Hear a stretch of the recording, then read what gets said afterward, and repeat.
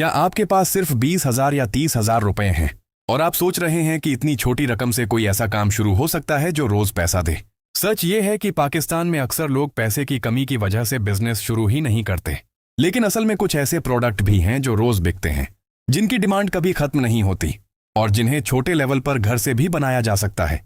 सोचिए, अगर आप सुबह कुछ घंटों की मेहनत से एक ऐसा प्रोडक्ट बनाएं जो हर किराना स्टोर पर बिकता है, जो चाय के साथ हर घर में इस्तेमाल होता है और जिसे बच्चे स्कूल लेकर जाते हैं, मतलब एक ऐसी चीज जो लग्जरी नहीं बल्कि रोजमर्रा की जरूरत बन चुकी हो।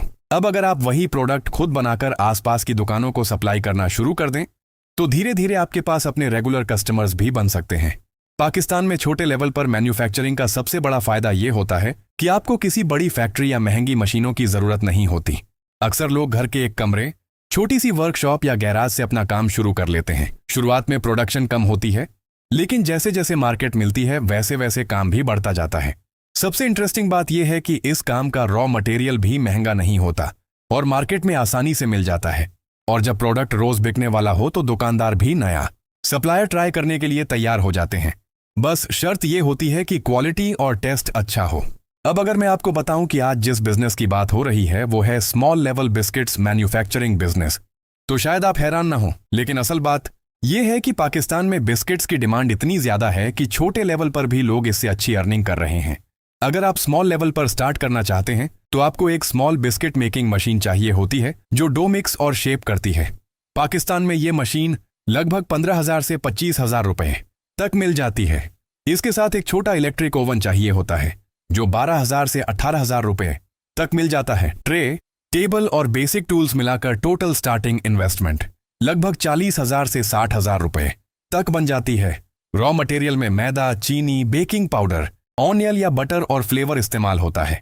अगर आप 10 किलो मैदा का बैच बनाते हैं तो उसका टोटल खर्च लगभग 2,200 से 2,400 रुपए तक आता है। इस 10 किलो मिक्सचर से तकरीबन 12 किलो बिस्किट्स तैयार हो जाते हैं। मार्केट में सिंपल बिस्किट्स का होलसेल रेट आमतौर पर 280 से 320 रुपए प्रति किलो होता है।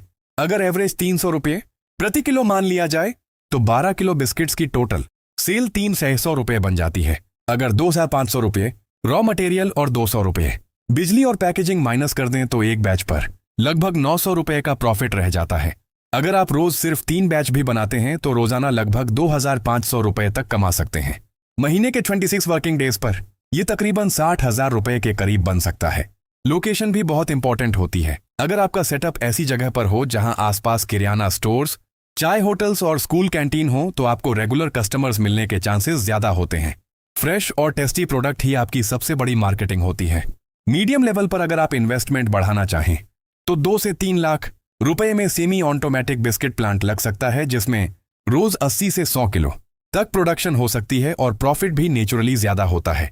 लेकिन हर बिजनेस की तरह इसमें भी रिस्क होता है। मार्केट में बड़े ब्रांड्स मौजूद हैं और अगर टेस्ट या क्वालिटी कंसिस्टेंट ना हो तो दुकानदार प्रोडक्ट दोबारा नहीं उठाते। इसलिए शुरुआत से ही क्वालिटी और सफाई पर फोकस करना जरूरी है। लेकिन अगर आप छोटे लेवल से शुरुआत करके धीरे धीरे अपनी सप्लाई बढ़ाते जाएं और अपनी क्वालिटी मेंटेन रखें तो मुमकिन है कि कल आपका छोटा सा सेटअप एक प्रॉपर ब्रांड में बदल जाए। हर बड़ा ब्रांड कभी ना कभी एक छोटी सी जगह से ही शुरू हुआ था और हो सकता है अगला सक्सेसफुल ब्रांड आपका हो।